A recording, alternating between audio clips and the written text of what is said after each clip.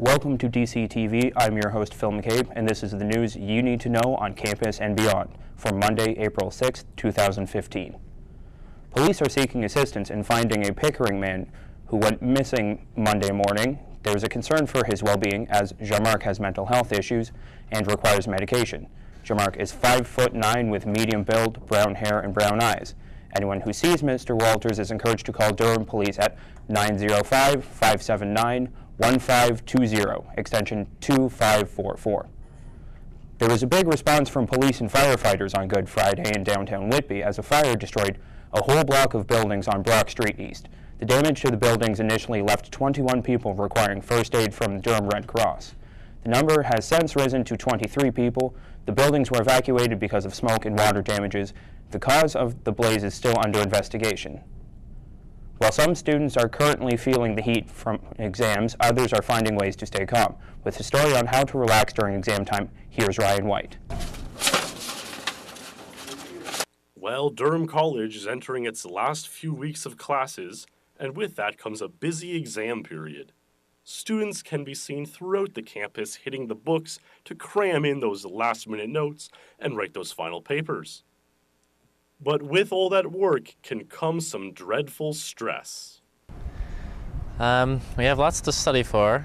We have health assessment, we have health and healing, which is about almost like the mindset of nursing.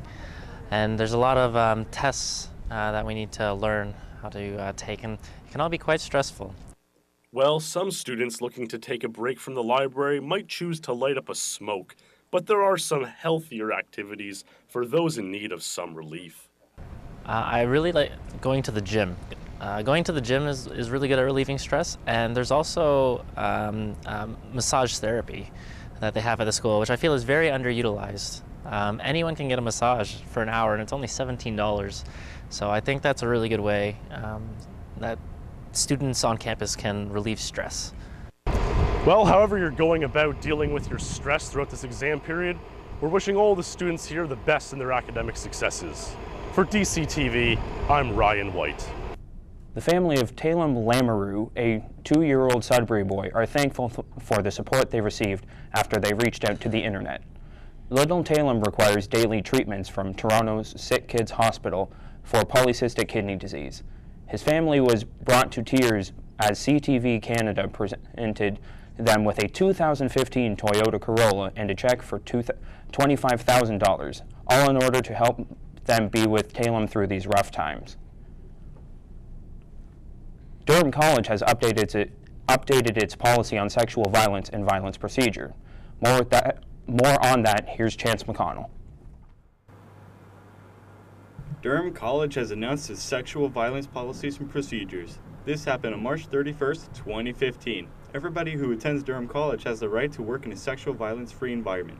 These policies include that individuals' rights are protected, those who are sexually violated are believed and their rights are respected, and those who have committed an act of sexual violence will be held accountable. Durham College is not the only school to have these policies. 24 other colleges in Ontario have got them as well.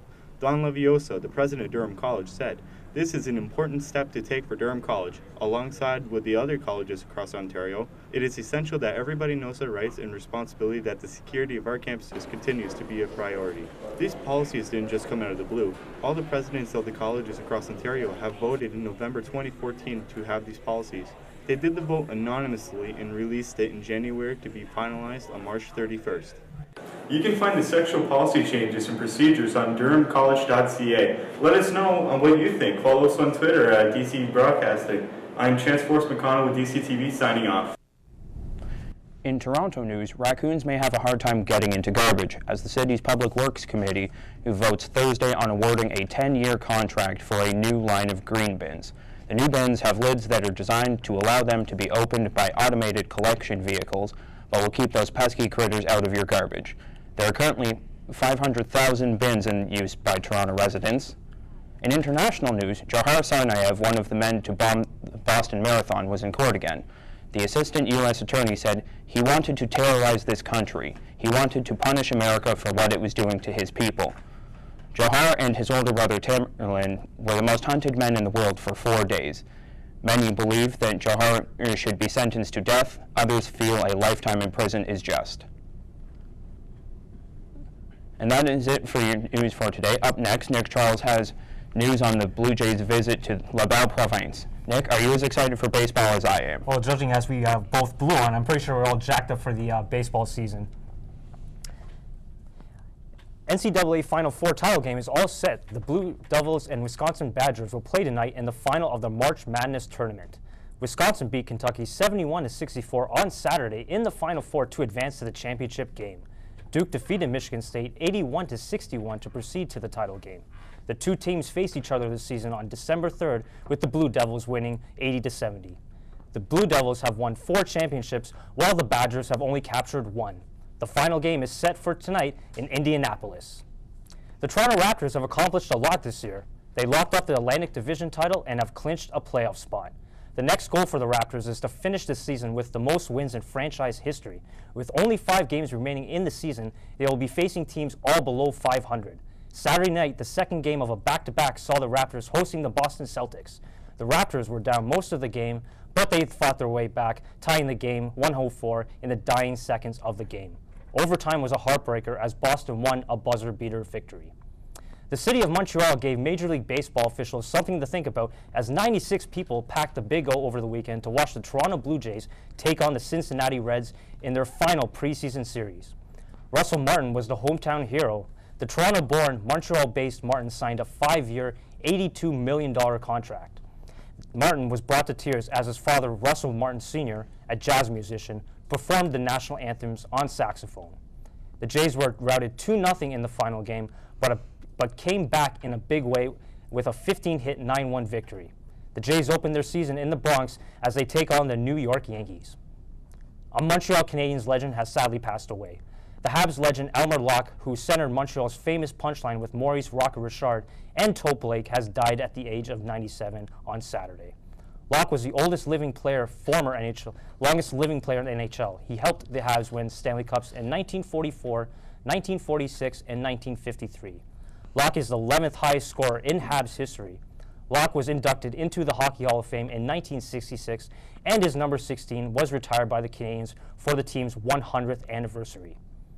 The rivalry between Canada and the United States highlighted the finals of the World's Women's Hockey Game. The Canadiens came back from a 3-goal deficit to tie the game 5-5 heading into the third. That would be as close as the Canada's girls would get, as Brianna Dacker scored the winner at 11:42 of the third, with Kendall Coyne adding an insurance goal at 13:18. Canada has won gold at the last 4 Olympic Games, while the United States have won 5 of the last 6 World Championships, as well as going undefeated in this year's tournament. Hillary Knight was this year's MVP. And that just about wraps it up for sports, but don't go anywhere. Jessica Thompson joins us now with all the latest in entertainment news. Jessica, what's on the mind today? So many things in the entertainment world. The 7th installment of the Fast and Furious franchise, Fast 7, debuted to an estimated $143.6 million over the Easter holiday. The film starring Vin Diesel, The Rock, and the late Paul Walker set a new April opening weekend record. The $143.6 million is not only the biggest opening weekend for the Fast and Furious franchise, but it is also the highest grossing debut for an April film, topping 2014's Captain America: The Winter Soldier. The film made another $240 million internationally, which brings its worldwide gross to $384 million. The Wolf of Wall Street actor Leonardo DiCaprio bought Blackador Cay and plans to turn the island into an eco-resort. Blackador Cay is 104 acres of wild, unpopulated land of the coast of Belize in Central America. DiCaprio is joining with partners to create an eco-conscious resort. It will be open to guests in 2018 and will feature sprawling villas, infinity pools, and beautiful sunset views. Blackador Cay is a 45-minute boat ride from the International Airpost in Belize City and a 15-minute boat ride from the San Pedro, the nearest big town.